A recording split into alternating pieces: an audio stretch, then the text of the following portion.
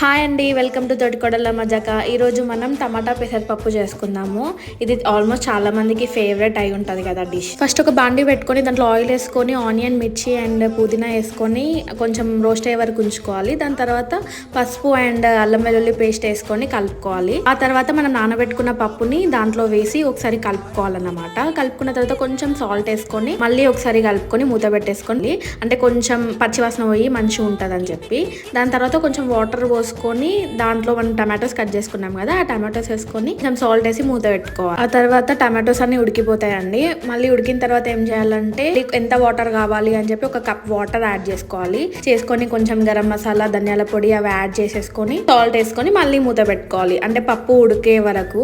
Actually ఇక్కడ మేము మెత్తగా చేసుకోవట్లేదండి, మా ఇంట్లో కొంచెం పలుకులు ఉంటేనే ఇష్టంగా తింటారు. సో కొంచెం అలా అయిన తర్వాత మళ్ళీ కారం ఎంత కావాలో అంత యాడ్ చేసేసుకొని మూత పెట్టుకుంటే పప్పు కూడా ఉడికి